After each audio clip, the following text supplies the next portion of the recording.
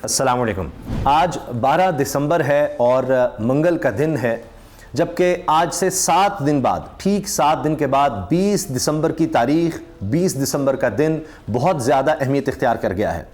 मामला है अदालती, एक ऐसा अदालती केस जिसमें अब पाकिस्तान की जो सबसे आला प्रीमियर एजेंसी है ISI, उसके सरबराह की भी जिम्मेदारी लगाई गई है। ऐसा मुकदमा, ऐसा अदालती मामला और उसका तहरीरी हुक्मनामा भी आ चुका है। इसकी हम बात करेंगे। जस्टिस बाबर सत्तार साहब इस्लामाबाद हाई कोर्ट के जज हैं। उन्होंने एक तहरीरी हुक्मनामा दिया है कि जिस तरह से ये ऑडियो और वीडियो लीक्स का मामला आता है, ये कौन कर रहा है, किसने सबसे पहले ये किया, एक एक चीज़ सामने लाई जाए। दीगर इदारों को भी उन्होंने कहा है। अब एक तो इस हवाले से बड़ी अहम बातें हैं जो मैं आपके सामने रखूँगा कि इसके क्या असरात हो सकते हैं और होंगे पाकिस्तान पर और पाकिस्तान की सियासत पर, क्योंकि आप जानते हैं कि मरीम नवाज साहिबा सबसे ज़्यादा मशहूर हुई इसी बात पर कि उन्होंने कहा कि मेरे पास वीडियोज़ हैं, हाजिर सर्विस लोगों की वीडियोज़ हैं। जब मेरे पास वो आई हैं, मैंने देखी तो मैं तो हैरान हो गई, और वीडियोज़ कभी दबती नहीं है, जब मियाँ नवाज शरीफ कहेंगे वो सामने आ सकती हैं, और ये सारा कुछ होता रहा। फिर आपने देखा कि जज अरशद मलिक का मामला भी आया और उसकी भी वीडियोज़ और उनका बयान हल्फी अब भी वो ज़ेर बहस है, अब भी ये सब बातें हो रही हैं। तो अब जाहिर है कि ये बात नज़र आ रही थी कि इलेक्शंस तक ये ज़्यादा खेल खेला जाएगा और बहुत सी ऑडियोज़ और वीडियोज़ आ सकती हैं और इसी पर शायद इलेक्शन होना था। तो अब अगर ये सारा मामला जिस तरह से बाबर सत्तार साहब ने, जज साहब ने लिया है, तो उसके बाद फिर क्या होगा? अगर ये ISI की रिपोर्ट आ जाती है और उस शख्स की निशानदेही हो जाती है कि कौन ये कर रहा है, किस तरह से कर रहा है, तो फिर मामला तो बिल्कुल ही और तरफ चला जाएगा। इसके साथ आप ये देखें कि अगले 7 दिन में बड़ा वाज़े तौर पर नजर आ जाएगा कि मामला किस तरफ जा रहे हैं इलेक्शंस के। शायद आप ये सोचें और सही सोच रहे होंगे कि जी ये उसामा गाजी को क्या हो गया, ये अब भी इलेक्शंस की बात कर रहा है। 8 फरवरी की तारीख है, सुप्रीम कोर्ट ये कह चुकी है, खबरदार जस्टिस काजी फाइज ईसा के होते हुए ये हो ही नहीं सकता कि 8 फरवरी से जनाब कोई मामला आगे चला जाए। तो जनाब गुजारिश ये है कि ये डिपेंड करता है मियाँ नवाज शरीफ साहब की ख्वाहिशात पर। अब तो जरदारी साहब ने भी कह दिया 10 दिन आगे चले जाएं तो कोई इतना मसला नहीं है, वो भी ये इशारा दे रहे हैं। फिर नून लीग के खैबर पख्तूनख्वा के जनाब जो रहनुमा है, जिनके अंडर सारा खैबर पख्तूनख्वा नून लीग ने कर दिया हुआ है, अमीर मकाम, वो भी कह रहे हैं कि जनाब कोई 1 महीने तक आगे ले जाने चाहिए इलेक्शंस। फिर आप ये देखिए कि एक और खबर जो नई मिस्टर भट्ट साहब ने दी है ARY पर कि प्राइम मिनिस्टर, निगरान वज़ीर आज़म अनवारुल हक काकड़ साहब की जब कराची में बिजनेस कम्युनिटी से मुलाकात हुई है, गालिबन वो स्टॉक एक्सचेंज जब गए थे और वहाँ पर उन्होंने मुलाकात की, तो बड़े बड़े जो हमारे कारोबारी लोग हैं उन्होंने ये कहा कि जनाब मौजूदा सेटअप कम से कम 2 साल तक चलाएं, निगरान सेटअप ही 2 साल तक चलाएं, इलेक्शंस ना होने दें। अब आप समझ रहे हैं क्या गेम हो रही है। तो ये अगले 7 दिन बड़े अहम हैं, क्योंकि इन्हीं 7 दिनों में बल्ले का निशान लेने की भी कोशिश होनी है। मैं आपसे बारहा ये बात कर चुका हूं कि ये फैसला हो चुका है कि अगर इलेक्शंस होने हैं तो बल्ला नहीं होगा, और बल्ला अगर हुआ तो इलेक्शंस नहीं होंगे। तो अब इलेक्शन कमीशन की जो ड्यूटी लगी हुई है उस पर वो पूरी तरह से काम कर रहा है। अभी आप देख लीजिए आज क्या होता है कि बैरिस्टर अली गौहर चेयरमैन हैं तहरीक इंसाफ के, अब वो जाते हैं, वो कहते हैं कि जी जिन्होंने भी दरखास्तें दी हैं कोई एक भी हमारे पार्टी का है ही नहीं, और किसी और पार्टी के खिलाफ कोई दरखास्त नहीं आई। इलेक्शन कमीशन में ये चीज़ चलती है। इलेक्शन कमिश्नर क्या कहते हैं कि जी ये तो हो ही नहीं सकता, आपकी गलती है, आप हम पर डाल रहे हैं, ये तो हम तो इलेक्शंस नहीं मानते। उन्होंने साफ कह दिया है। तो मैंने आपसे अर्ज़ किया ना कि बल्ले का निशान लेना है हर सूरत। इलेक्शन कमीशन की ये जिम्मेदारी है, इलेक्शन कमिश्नर की ये जिम्मेदारी है कि उन्होंने बल्ले का निशान लेकर छोड़ना है, और उसके बगैर तो इलेक्शन हो ही नहीं सकते। फिर अगर आप ये देखें कि जी जस्टिस साहब ने क्या करना है, तो वो मियाँ नवाज शरीफ साहब देख रहे हैं अगले 7 दिन में यही होना है कि मियाँ नवाज शरीफ साहब के लिए रास्ते मज़ीद खोलने जाएंगे, उनको पूरी तरह से सहूलत दी जाएगी, और सुप्रीम कोर्ट हो, इलेक्शन कमीशन हो, पाकिस्तान की ब्यूरोक्रेसी, कोई भी इदारा हो, निगरान हुकूमत हो, ये सिर्फ इसी काम पर है। इनका और कोई काम नहीं है सिवाय इसके कि जनाब मियाँ नवाज शरीफ साहब जो हैं, जो लाडला प्रो मैक्स जिनको कहा जा रहा है, लाडला प्लस कहा जा रहा है, उनके लिए चाहे हमारा अदालती निज़ाम है जो अब ट्रांसपेरेंसी इंटरनेशनल के मुताबिक तीसरा करप्ट तरीन इदारा है, तो उसने भी यही काम करना है और इसके अलावा और कोई काम नहीं है। हाँ, पेशावर हाई कोर्ट के हवाले से मैं अर्ज़ कर दूं कि वहाँ पर जो चीज़ें सामने आ रही हैं, अब पेशावर हाई कोर्ट को ज़रूर निशाना बनाया जाएगा, क्योंकि सिर्फ और सिर्फ पेशावर हाई कोर्ट ऐसी नज़र आ रही है। लाहौर हाई कोर्ट का आप देख रहे हैं, वहाँ पर जिस तरह से केसेस चल रहे हैं, कोई भी जज कोई ऑर्डर पास करता है तो पुलिस कहती है जूते की नोक पर, यानी क्या किसी की औकात है यहाँ पर। आपकी सिर्फ आपके सामने एक मिसाल रख देता हूँ। जैसे तो परवेज़ इलाही साहब का केस है कि जनाब जज साहब ने क्या ऑर्डर किया जी घर तक छोड़ कर आएँ, और पुलिस ने वहीं से जनाब कहीं और ले गई, और उसमें भी कोई कार्रवाई नहीं, तौहीन अदालत कर दी, ये कर दिया वो कर दिया, कुछ भी नहीं उसमें से हुआ। इसी तरह फवाद चौधरी साहब का केस कहा जाता है। अभी हालिया खदीजा शाह साहिबा का केस है कि कहा गया, कहने कोई बहुत बड़ी अदालत है लाहौर हाई कोर्ट, कि जी खदीजा शाह को यहाँ पर पेश करें, शायद 2:30 बजे का कहा। पुलिस वालों ने कहा कि जी हम तो दे आए हैं, कोयटा पुलिस के हवाले कर दिया। वो गई जनाब खातून, अब मिलकर दिखाए अपने बच्चों से या किसी और से, वो कोयटा भेज दिया। जिस तरह होता है ना सरकारी अफसरों को कहा जाता है मैं बलूचिस्तान भेज देंगे, तो वहाँ भेज दिया। तो अदालत ने क्या कर लिया? कुछ भी नहीं। पेशावर हाई कोर्ट ने कहा जी असद कैसर 6 दफ़ा गिरफ्तार हो गए हैं, तो वहाँ पर उनके वकील ने कहा जी अब मज़ीद गिरफ्तारी से रोका जाए। तो इस पर उन्होंने कहा कि जी हम जो है हुकूमत का ज़रा जवाब ले लें।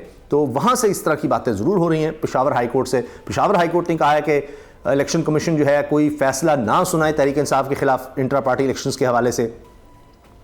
अब ये तो बैरिस्टर अली गौहर भी कह रहे हैं कि ये तो नज़र आ रहा है कि उन्होंने हर सूरत हमसे बल्ला छीनना है और ये कार्रवाई करनी है, ये सारा कुछ उनकी तरफ से भी कहा जा रहा है। तो अगले 7 दिन में एक तो ये फैसला होना है इलेक्शंस होंगे या नहीं होंगे। जोर यही लग रहा है पूरी तरह से कि इलेक्शंस अभी और डिले किए जाएँ, क्योंकि जो मियाँ नवाज शरीफ साहब की ख्वाहिशात हैं कि जनाब मुझे बुला तो लिया है, मुझे अब 2 तिहाई अक्सरियत दिलवाएं, मुझे जिताएं, अवाम बीच में मसला बने हुए हैं। वो इंतज़ार कर रहे हैं कि जनाब 8 फरवरी आए और हम वोट दें। वो काबू भी नहीं आ रहे, कंट्रोल नहीं हो रहे। अभी आप देखें एक तहरीक इंसाफ के रहनुमा वो उम्रे पर थे, वहाँ से उन्होंने वीडियो जारी कर दी कि जी कभी इमरान खान ने हमें तशद्दुद पर नहीं उकसाया। वो आते ही जनाब उनको फैसलाबाद में गिरफ़्तार कर लिया गया है। तो ये गिरफ्तारियाँ तो हो रही हैं, ये अगले दिनों में भी जारी रहनी है। लेकिन अगले 7 दिन में आप देखेंगे कि ये ज़ोर जो आप देख रहे हैं तहरीक इंसाफ के वर्कर्स कन्वेंशन का, लोगों की तरफ से पजीराई का, ये और बढ़ना है। और अब चूँकि शेर फजल मरवत वो आप देख रहे हैं बलूचिस्तान पंजाब इसका कह रहे हैं, तो अगले 7 दिन में ये चीज़ें भी होने जा रही हैं और इसमें भी आपको तेज़ी नज़र आएगी कि तहरीक इंसाफ अपना भरपूर जोर लगाएगी। बाकी मियाँ नवाज शरीफ साहब को अदालती मामलात से निकालना, जिस तरह आपने देख लिया है, काजी फैसल साहब ने भी वो मामला लगा दिया है जनवरी के लिए। और इसी तरह से ये जो जुल्फ़िकार अली भुट्टो साहब का केस है, ये भी सियासी फ़ायदा पाकिस्तान पीपल्स पार्टी को देने के लिए। हाँ, ये जो नूरा कुश्ती चल रही थी ये अब और ज़रा धीमी हो जाएगी। जिस तरह आपने देखा कि जरदारी साहब ने कह दिया कि जी लाडला नवाज शरीफ तो नहीं है, बिलावल उनको कह रहे थे, वो कह रहे नहीं लाडला नहीं, वो तो इमरान खान लाडले हैं, और इलेक्शन भी आगे चलेंगे, कोई मसला नहीं है। अभी राउंड वार का आपने देखा हल्का सा जनाब एक मामला आया है। फिर ये भी हो रहा है कि कराची में भी जो मेयर कराची हैं पाकिस्तान पीपल्स पार्टी के मिर्ज़ा वहाब, उनके खिलाफ भी अदम एतमाद की तहरीक का भी मामला आ रहा है। तो ये अभी नूरा कुश्ती आपको ये बहुत कम हो जाएगी, क्योंकि अगले सेटअप में सबने मिलकर चलना है। जो कोशिश हो रही है, मैं आपको जो आज इस वक्त जो चीज़ें हो रही हैं उसके बारे में बता रहा हूँ, लेकिन ये बात भी जहन में रखिएगा कि ये पिछले 2 साल से यही प्लान है कि इनको लेकर आना है, इन्हीं को मुसल्लत करना है, यही सब कुछ होना है। जिस तरह से आपने 16 महीने में जो मामला देखे थे, लेकिन हो नहीं पा रहा ना। ख्याल तो ये था कि इमरान खान को निकालेंगे, और जिस तरह हमेशा किसी वज़ीर-ए-आज़म के साथ हुआ है, गया जनाब भूल गया, लोग जनाब कहेंगे जान छूटी, नहीं, वो उल्टा काम हुआ। पाकिस्तान की तारीख में पहली दफ़ा लोग निकल आए। उसके बाद से जो कुछ भी हुआ, अब इमरान खान गिरफ्तार हैं, अब तो ये भी हुआ है कि जी वो शीशे का सारा दीवार बना दी गई कि अब कोई रिपोर्टर भी ना जाए, कोई साफ़ी ना जाए। जो पिछली दफ़ा हो गया है, जिस तरह से रिपोर्टिंग हो गई, वो एक नया दर्द सर बन गया कि जी वो इमरान खान तो जनाब पहले से ज़्यादा मजबूत है, और इस तरह के साफ़ी किस तरह चले गए। अब ये भी कोशिश की जा रही है कि बस कुछ लोगों को अंदर घुसा दें कि यही साफ़ी हैं बस। फिर आज ये भी हुआ कि कुछ 10-15 पुलिस एहलकार जज साहब के पीछे खड़े थे, और ये भी कहा गया कि जी फैमिली को मतलब बंद कर दिया गया, ताला लगाकर बंद कर दिया गया 45 मिनट तक, यानी इमरान खान साहब और शामिद कुरैशी साहब की फैमिलीज़ को, और शीशा लगा दिया कि कोई रिपोर्टर इमरान खान से बात ना करे। तो ये ओपन ट्रायल ही नहीं है, ये कहाँ ओपन ट्रायल है? जैसे सब कह रहे हैं वो देखें हम बड़ी मुश्किल से मैनेज कर रहे हैं, ज़रा इश्यूज़ हैं, बड़े इश्यूज़ हैं, आप समझे ना। तो यानी कोई ओपन ट्रायल की कोई चीज़ नहीं नज़र आ रही। ये यूँ ही होना है, ये यूँ ही होना है। लेकिन इससे क्या लोगों में तहरीक इंसाफ की मकबूलियत, इमरान खान की मकबूलियत कम होगी या बढ़ेगी? यही पिछले 2 साल से मैं आपसे अर्ज कर रहा हूं कि यही होता चला जा रहा है। जितना आप दबा रहे हैं, जितना कोशिश की जा रही चीज़ों को मैनेज करने की, उतनी मिसमैनेज हो रही हैं। ज़ाहिर आपको लगेगा जी हाँ जी केसेस भी चल रहे हैं, मियां नवाज शरीफ साहब को भी सहूलत मिल रही है, सारा कुछ हो रहा है, लोग गिरफ्तार हो रहे हैं, गायब हो रहे हैं, तहरीक इंसाफ छोड़कर जा रहे हैं। अगर ये सब कुछ हो गया है तो फिर क्या ज़रूरत है अमीर मकाम को कहने की या दीगर के जी वो अभी इलेक्शन और डिले कर लें, वो जी कारोबारी हज़रात भी कह रहे हैं, ये भी कह रहे हैं, वो करें। तो अगले 7 दिन में बहुत ज़्यादा मामला जो हैं बड़े वाज़ेह हो जाएंगे। अगर इलेक्शन का कहा जाता है ये 7 दिन ही है 20 दिसंबर तक, और उससे पहले किसी तरह बल्ला लेना है, उसमें पेशावर हाईकोर्ट रुकावट हो गया, वहाँ से चीज़ें ख़राब हो रही हैं कि अब क्या करें, हो बल्ला लिए बगैर अगर अनाउंस कर दिया तो एक नया मसला बनेगा, तो वहाँ आप देखिएगा फड्डे पड़ेंगे। फिर इलेक्शन अगर नहीं अनाउंस होते तो फिर आप देखेंगे कि और एक पूरा साइकिल चलेगा दम इस्तेहकाम का। इलेक्शन अनाउंस हो जाएंगे तो फिर आप देखेंगे तहरीक इंसाफ के कन्वेंशन, जल्द से जुलूस, वो आपको तेज़ होते नजर आएंगे। किस तरह आप रोकेंगे? कानून और आइन इस चीज़ की इजाज़त देता है। अगरचे पहले ये बात दुरुस्त है कि जो कुछ कानून और आइन में है उसके अलावा ही सब कुछ हो रहा है, लेकिन मुश्किल तो हो जाता है ना मामलात को सेटल करना। फिर मैंने आपको बताया कि पेशावर हाई कोर्ट के हवाले से जिस तरह की चीज़ें सामने आ रही हैं वो भी एक मसला बना हुआ है, तो चीज़ें बड़ी कॉम्प्लिकेटेड हो रही हैं। अब मिसाल के तौर पर एक और सहूलतकारी देखिए कि इलेक्शन कमीशन क्या कहता रहा कि जी वो फ़लाँ अफसर को निकालें, जी फ़लाँ अफसर जो है ये ठीक नहीं है, इसका तबादला करें, जो पिछले सेटअप में जितने भी अफसरान थे उनको नहीं होना चाहिए। लेकिन बाद में क्या करते हैं, उसी अफसर को इलेक्शन की ड्यूटी पर लगा देते हैं। है ना कमाल बात। अब हुआ क्या कि तौहीन अदालत केस में फर्द जुर्म आयद हो चुकी है, वही रिटर्निंग अफसर होंगे। ये हुआ यह है कि आईजी और डीसी इस्लामाबाद, इनको ना तो तब्दील किया जा सका, जबकि इलेक्शन कमीशन ने कहा था कि इनको तब्दील किया जाए। बजाय इसके कि उनको तब्दील किया जाता है, खुद इलेक्शन कमीशन ने कहा कि अच्छा इनको तब्दील नहीं कर रहे, चले हम इसको इस्लामाबाद का डिस्ट्रिक्ट रिटर्निंग ऑफिसर तैनात कर देते हैं। और ये कौन है जी? इरफान नवाज मेमन साहब, शहबाज हुकूमत के सबसे खास अफसर।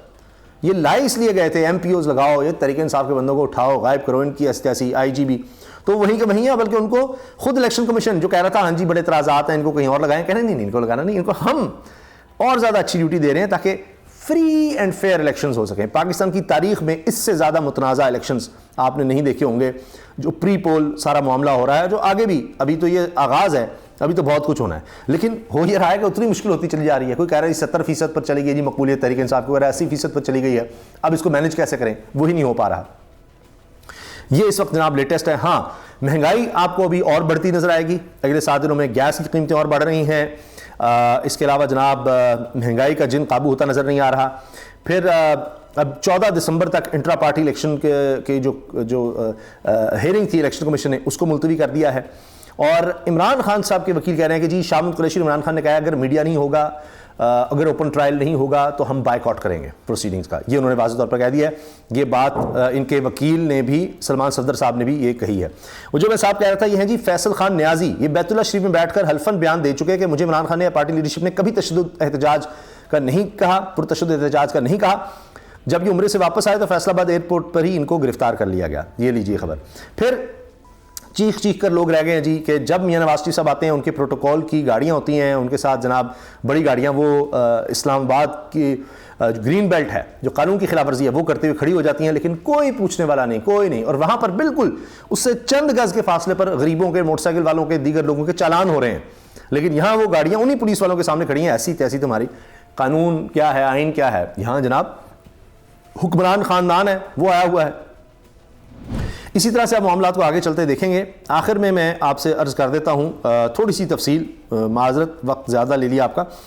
सिर्फ जो कि मैंने आपसे अर्ज़ किया था कि ये जो 20 दिसंबर वाला मामला है वो आप ज़रूर सुन लें, क्योंकि ये जस्टिस बाबर सत्तार साहब इससे पहले भी ये कह चुके हैं। पहली केस चल रहा था, ये ऑडियो वाला मामला इनके पास, और अब बुशरा बीबी लतीफ़ खोसा की जो मुबैना ऑडियो आई, इस पर भी ये हेयरिंग कर रहे थे।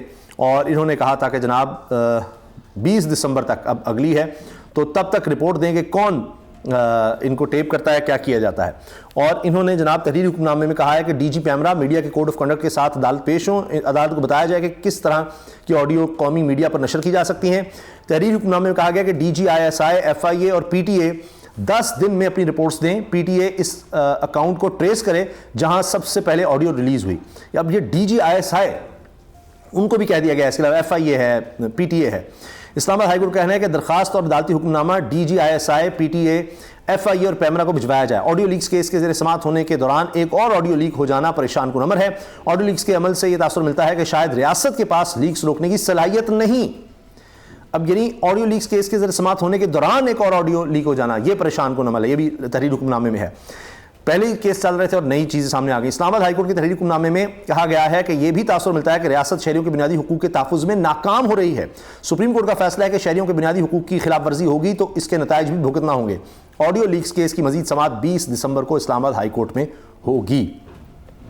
इसके साथ जनाब ये जो IG और DC हैं जिनकी बड़ी अहम ड्यूटियाँ लगाई जा रही हैं, उनके हवाले से भी मैं आपको बता दूं कि बाबर सत्तार साहब के पास ही तौहीन अदालत का केस चल रहा है, उस पर फ़र्द जुर्म का भी मामला है और उसमें भी इनको बता दिया गया है अफसरान को कि जनाब अपना तहरीरी जवाब आप दें और फिर ये होना है कि आपके ख़िलाफ़ रोज़ाना की बुनियाद पर फिर आगे समाअत भी होनी है। तो बाबर सत्तार साहब जो हैं वो चीज़ों को ज़रा और तरह ही लेकर चल रहे हैं और इससे पहले ये एक ऐसे जज हैं कि जहाँ पर अदालतें कह रही थी कि जी आप प्रेस कॉन्फ्रेंस ही कर दें, हम तो कुछ कर नहीं सकते, तो वहाँ पर बाबर सत्तार साहब ने कहा था जी मैं ऐसा फ़ैसला दूंगा जिस पर अमल दरामद भी हो सके। और इन्होंने फिर वो शानदाना गुलजार साहिबा और शहर अफरीदी के हवाले से जो फ़ैसला दिया था, तो उसके बाद तो फिर पुलिस ने वाकई उस तरह से गिरफ़्तार नहीं किया, वरना तो आप देख ही रहे हैं कि एक जगह से रिहाई होती है और फिर गिरफ़्तारी हो जाती है, फिर रिहाई होती है, फिर गिरफ़्तारी हो जाती है। तो ये ड्रामा आगे चल रहा है। तो जनाब अब 20 दिसंबर की तारीख बड़ी अहमियत की हामिल है। देखते हैं अब 20 दिसंबर को क्या होता है। इजाज़त दीजिए, अल्लाह हाफ़िज़।